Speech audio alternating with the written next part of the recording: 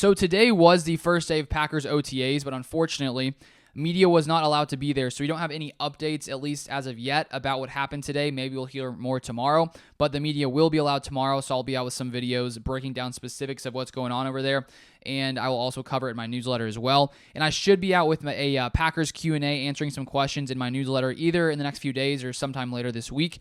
So if you would like to see any of that, feel free to subscribe to the newsletter. You can click the link in the description down below, enter your email, and you'll receive everything I write over there, and I write a lot of stuff these days over there as well, in addition to these YouTube videos. But I want to take a look at one guy who I think has started to be overshadowed just because of the additions made here to this wide receiver room in the past month, with 3 different receivers being added to the draft, and then 2 more receivers being added as undrafted free agents. This guy has been slightly overshadowed because he wasn't one of those new guys brought in. And this is Beau Melton, who the Packers signed at the end of last December. He was originally a 7th-round draft pick by the Seahawks last season. He then spent the entire season on the Seahawks practice squad before the Packers decided they liked him, went in and signed him. And so I think in years past, a guy like Melton likely wouldn't have made the final roster. But considering there's so much youth here in this receiver room in Green Bay, I do think that Beau Melton is going to make this final roster. It does depend on how many receivers the Packers decide to keep on the final roster. If we do look at the past 3 seasons, the past 2 years, the Packers kept 7 receivers each season. Year before that, in 2020, they kept 5. So in all likelihood, they'll probably keep 6 or 7. We'll see. But I think when we look at Beau Melton, which I want to do right now, and then I'll sort of break down and compare him to these other receivers here. But I think when we look at Beau Melton, he has the capacity and the skills to be a weapon here in Green Bay. I don't think he'll be a top weapon, but I think he could come in here and play some important snaps each game, and I'll explain why. So first off, here is his RAS score back from before he was drafted. And you can see he's not the biggest guy, 5'11", 189. He's actually very similarly sized to Jayden Reed, Michigan State receiver, who the Packers drafted in round 2 this season. But he has an incredibly high RAS score, which is relative athletic score, 9.24, and he ran a 4.34 40-yard dash, which is faster than Christian Watson and faster than Jayden Reed. So he has elite speed, and if you watch his college highlights at Rutgers, you can see his breakaway speed. When he gets an open lane, he is gone. Good luck catching him. He is not going to be caught because he has blazing speed. And so I think when we look at Beau Melton, the fact that he hasn't had a ton of experience, no experience, he hasn't played in a game yet, he didn't make the Seahawks team, but I think now that he has a year under his belt, he does have that crazy speed, and the Packers have a pretty relatively young receiver room. I think that he could finish off as maybe the 6th or 7th receiver on this Packers roster when it comes to the final 53-man roster because of that speed that he does have. And if we look back in years past, when we look at sort of different kinds of gadget players the Packers have, one guy that comes to mind who was a running back was Tyler Ervin, who at times had some nice plays. He didn't really end up panning out here in Green Bay, considering he's no longer here.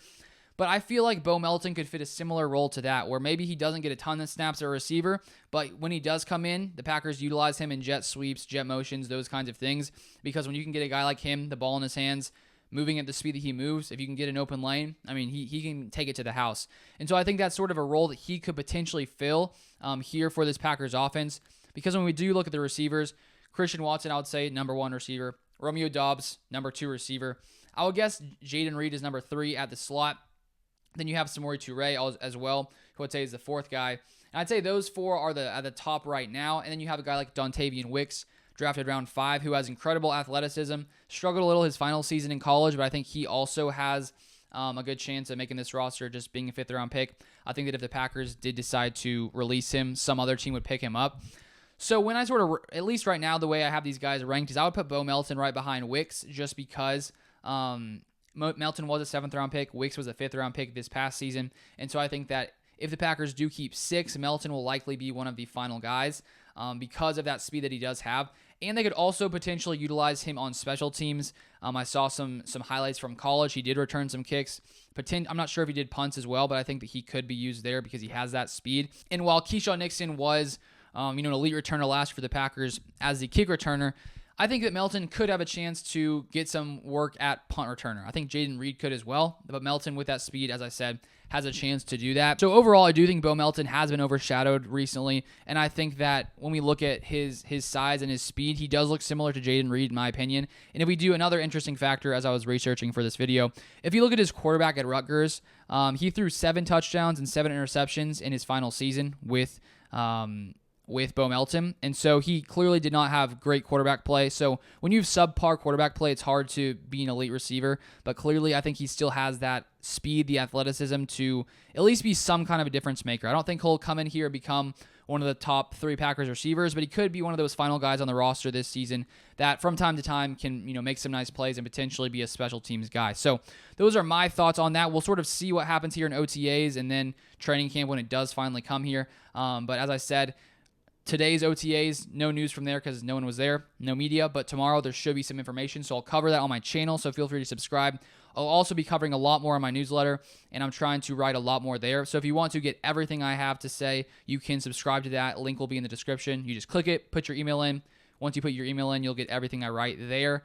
But that's all I have for this one. I appreciate you guys as always, and I'll see you guys next time.